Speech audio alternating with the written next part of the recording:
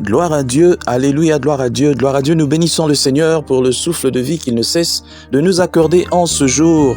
Nous sommes aujourd'hui, mardi 12 décembre 2023.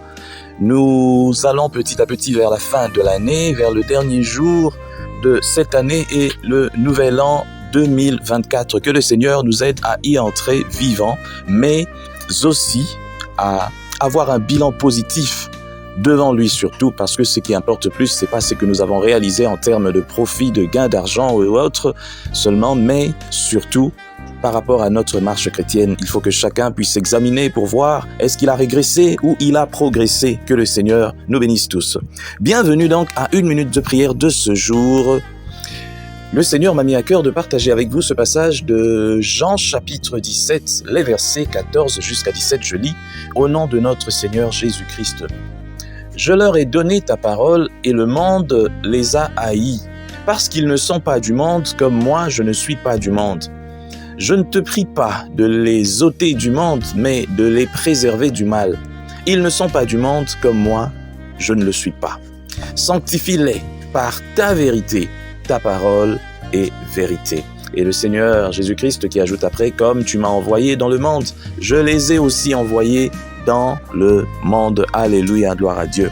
Mon frère, ma sœur, il est important de savoir deux choses ici dans ce texte. La première est que nous ne sommes pas du monde, comme le Seigneur Jésus-Christ lui-même n'était pas du monde. Et ça, c'est pour nous rappeler combien nous ne devons pas nous attacher aux choses du monde. Combien est-ce que les choses du monde ne devraient plus devenir une obsession pour nous. Malheureusement, ces choses deviennent de plus en plus des obsessions pour nous, à tel point que il y a beaucoup de serviteurs de Dieu qui ont eu beaucoup de bien dans ce monde, et si aujourd'hui on leur demandait de quitter ce monde pour aller même au paradis, ils réfléchiraient par deux fois. Tout simplement parce qu'ils veulent jouir, ils veulent vivre tellement attachés aux choses de ce monde. C'est vrai, lorsque Dieu t'a béni avec beaucoup de bien, on a tendance à oublier l'origine, on a tendance à oublier celui qui nous a bénis et on pense qu'on mérite. J'en ai entendu parler des serviteurs des dieux connus qui disent « Oh non, les gens voient seulement la bénédiction mais ils ne savent pas que on a vraiment peiné, on a souffert pour atteindre ce niveau. » Une parole pareille n'est pas digne d'un serviteur de Dieu. Je le dis vraiment avec honte, ce n'est pas digne.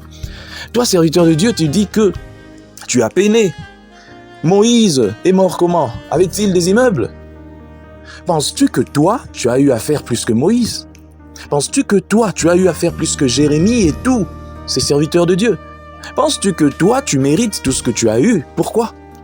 Et aujourd'hui, tu te dis, non, j'avais commencé petit. Et même les serviteurs de Dieu ont le même langage que les gens du monde. Ah non, je me suis battu et voilà ce que j'ai construit. Lui aussi vous fait remarquer que voilà le temple que j'ai construit. Ce temple-là n'est pas la maison des dieux, messieurs. C'est pas la maison des dieux. La maison des dieux, ce sont les personnes qui viennent entrer dans ce temple. Et ma question a toujours été, qu'as-tu fait de ces temples vivants qui entrent dans ce temple en briques que tu as construit? Parce que ce temple en briques, aujourd'hui, il peut y avoir une guerre et puis une bombe tombe et puis ça va se détruire. Mais avais-tu construit des temples vivants? Avais-tu pris soin de ces temples vivants que tu avais? Les gens du monde ont tendance à regarder à ce qui brille, à ce qui est éphémère. Mais Dieu nous invite ici à regarder à ce qui est éternel. Et ce qui est éternel, c'est ce qui n'est pas matériel. C'est ce qui est spirituel. Voilà pourquoi la Bible nous rappelle ici par le Seigneur Jésus-Christ lui-même que nous ne sommes pas des gens du monde, comme lui ne l'était pas, mais tout simplement des pèlerins. Et la deuxième chose, le Seigneur Jésus-Christ dit « Demande au Père de nous sanctifier par la vérité. » Et il ajoute « Ta parole est vérité. » Combien aujourd'hui se sont écartés de la parole de Dieu? Moi, ça m'étonne de voir des réunions des prières où la Bible n'est même pas ouverte. On cite des passages en l'air. Un passage pour expliquer ceci, un passage sur un prophète, un passage pour expliquer ceci. Non. Avoir une église remplie, mais où les chrétiens ne sont pas formés, ne sont pas édifiés, c'est créer un danger permanent. Voilà pourquoi aujourd'hui, les chrétiens se comportent n'importe comment. Ils ne savent pas comment se comporter. Même sur les choses rudimentaires, élémentaires, les chrétiens ne savent pas.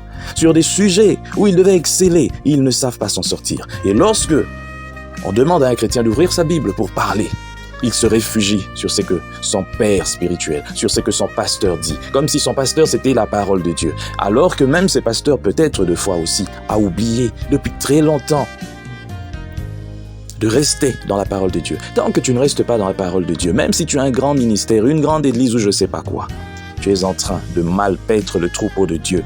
Tu ne peux pas paître le troupeau de Dieu comme on le voit maintenant avec des enseignements qui sont basés sur ta propre vie. Des expériences personnelles et puis non, nous sommes appelés à parler de Jésus-Christ, de ses expériences et non de tes expériences personnelles. C'est bien, tu peux appuyer par des idées venant de ton expérience, mais tu ne peux pas bâtir toute une doctrine sur tes expériences. Il y en a des expériences plus que les tiennes. Mais si chacun devait parler seulement de ses expériences durant toute une prédication et pendant toute une année, ça veut dire que les gens te connaîtront toi plus que le Seigneur Jésus-Christ. Combien de fois as-tu parlé de Jésus-Christ cette année? Nous sommes appelés à parler. Et la parole de Dieu est vérité. La parole, c'est Jésus-Christ, il est vérité. Et nous devons être sanctifiés par cette parole, en parlant de Jésus-Christ, en écoutant les paroles de Jésus-Christ, les enseignements de Jésus-Christ. La Bible nous parle des enseignements de Jésus-Christ et après, les enseignements des apôtres, mais qui étaient toujours basés sur le Christ. Dès que nous nous éloignons de cela, nous nous perdons. Que le Seigneur bénisse sa parole, nous prions.